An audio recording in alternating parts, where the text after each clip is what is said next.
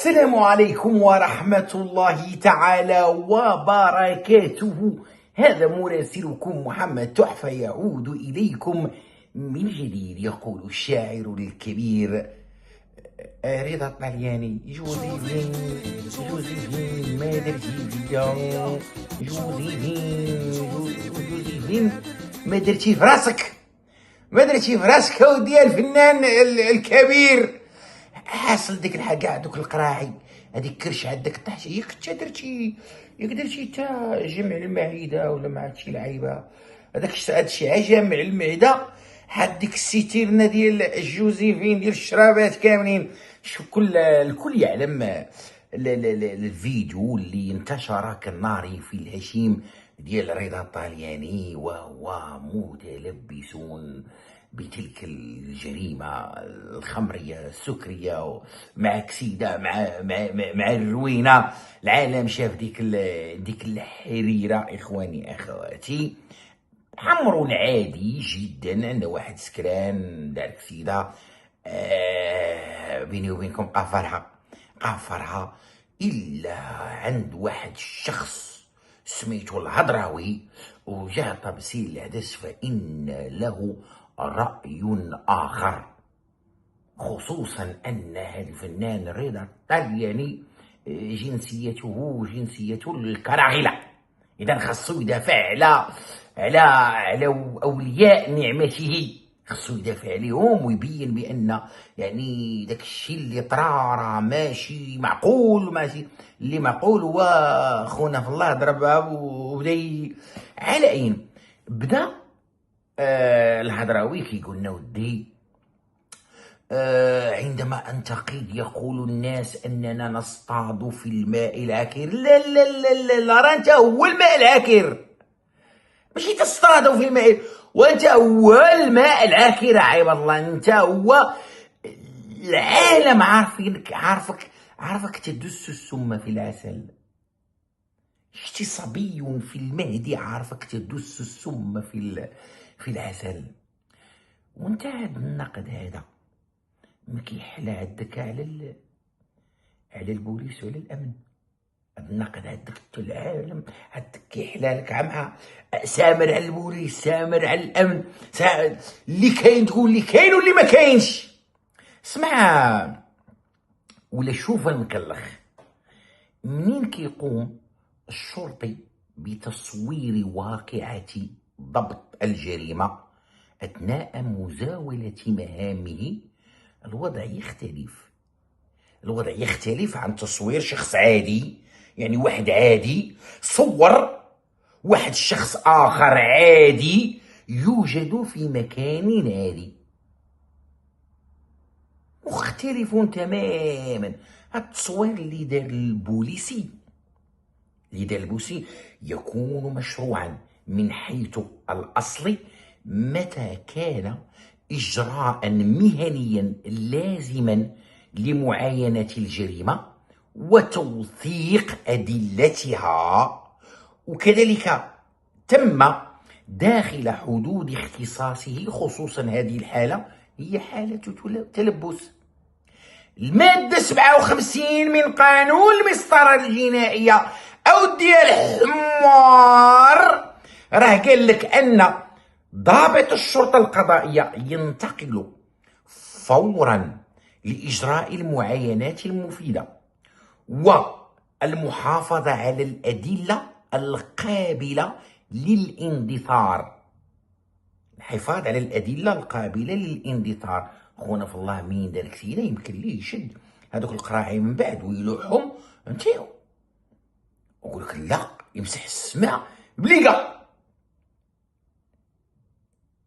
ويمسح لك السماء بليقة، يلا حيد عليه تم فمه. وعلى كل من يساعد على إظهار الحقيقة. وهنا يمكن التصوير الفوتوغرافي والسمعي البصري راهو وسيلة تقنية لتثبيت حالة المكان ومواقع الأشياء وآثار الجريمة ووضعية المحجوز قبل نقله، لأن هذا أصلا من الشفافية. الشفافيه ديال الشرطي انه يصور كل شيء. ما تنساش ان المتهم له الحق في المنازعه، وان كان الشرطي راه يضمن كل ما رآه وسمعه في المحضر. هذا الشيء ديال الاخر يساعد على اظهار ديال التصوير، يساعد على اظهار الحقيقه، كيصورها قبل ما ينقلها. والماده 24 كتعرف المحضر بانه الوثيقه التي يضمن فيها ضابط الشرطه القضائيه ما تلقاه من تصريحات وما قام به من عمليات تدخل ضمن شنو؟ ضمن اختصاصه. اما الفصل الحمار اوجه طبسي العدس، الفصل اللي جبتيه لينا نتايا، وانت بعدا اصلا جبتي غير جوج في امتحان ديال المحاماه، انت حمار. اي فصول تتحدث عنها؟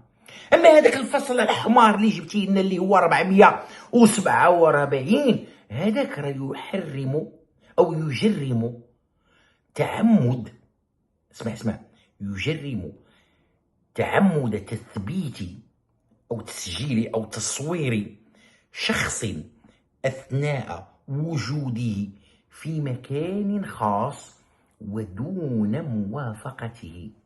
أعد من ورائي: ودون موافقته. إذا الهاتف الخاص ديال ضابط الشرطة القضائية استعمل لأغراض مهنية، لم يستعمل من أجل أغراض شخصية ومد هذا الفيديو لشخص آخر من تحتها باش يديروا ليه تشعير. لا لا لا لا لا لا لا لا لا لا لا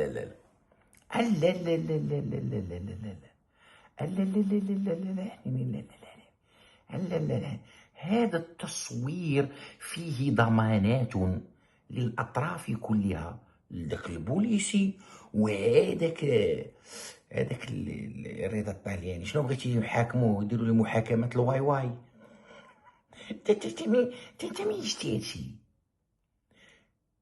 او زيدوا للحمار، راه الفصل 447 راه حماية الحياة الخاصة. اش دخل هذا بهذا؟ وما تنساش بان اللي تقبط عليه اللي قبطوه راه ذو جنسية اجنبية كرغولي، وانت كتدافع عليه لانهم تيدبروا عليك في كل فيديو. دافعتي على صحابك الكامرانات.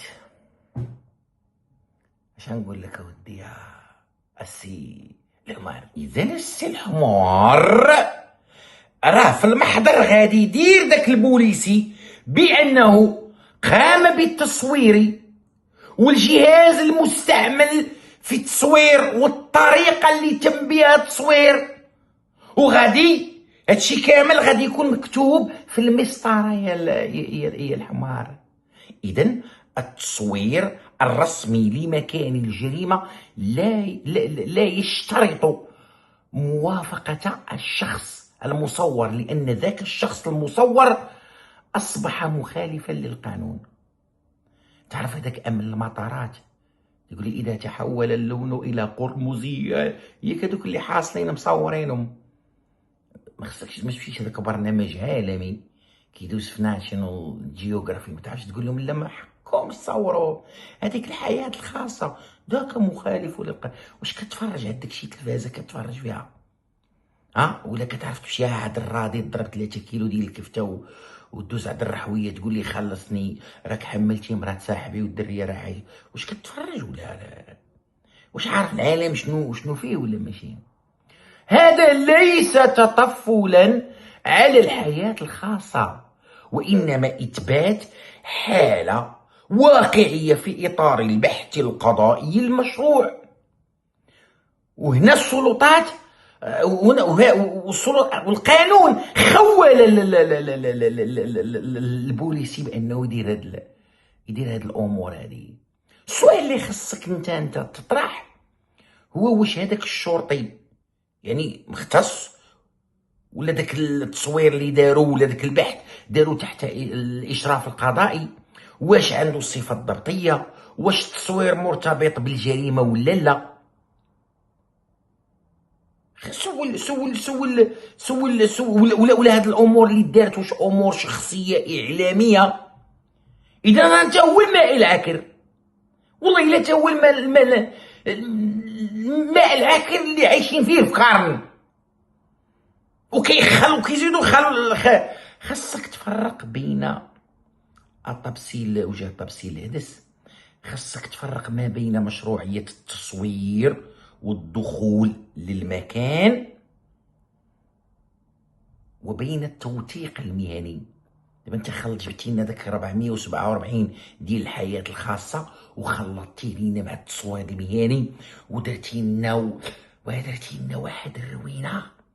ما درتي لنا واحد هاد التصوير هذا راه ينجز لفائدة بحث قضائي كيتسلم للنيابة العامة وكيتسلم للمحكمة، هي اللي كتشوف هاد التصوير هذا والسليم من عدمه.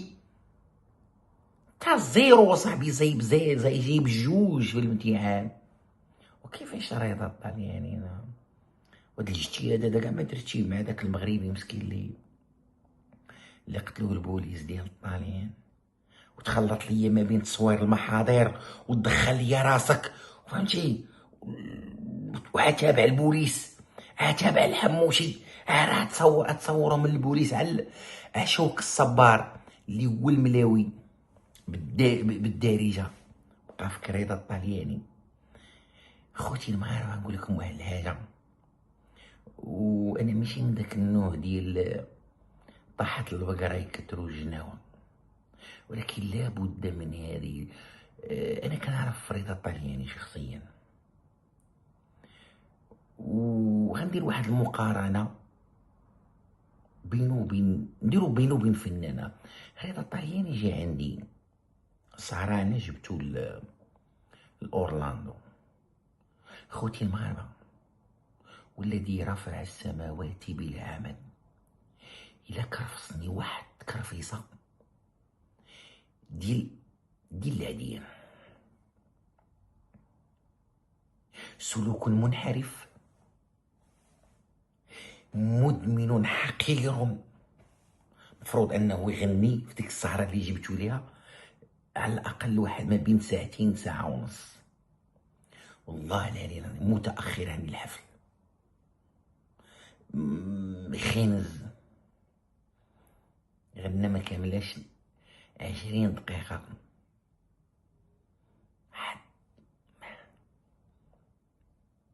وكاين فنان واحد اخر جبتو لاورلاندو تا هو جزائري قادر جابوني من اطيب خلق الله، رجل متواضع ديسيبليني في الوقت. شو باش ما يقولوش حنا راه ضد اي حاجه ديال هكا. نو قارنت لكم ما بين هاد الجوج اللي تعاملت معاهم، الجابوني وهذا الطلياني هذا. وتيجي بتصداع نزل عندي في ميامي، انا جبتو من مطار ميامي وبتنا في ميامي وجينا كيدابز عندي. انا اعتقد بالاكاد واجزم بانه عارفينو بلطجي، عارفينو قليل ترابي. انا اجزم بانه صوروه لهذا الغرض باش ما بقاش يتسنطح يقول لك القضيه راه ما فيها لا جزائري ولا الا عند المهداوي. المهداوي كيبان ليه كابرانات الكرغوليين اللي. واقول قولي هذا واستغفر. سير قرا لك شويه عمول جوج في الامتحان هذا، جي دولنا على الفصل 447 على الله وعليك وتل الغدا. دزو خير.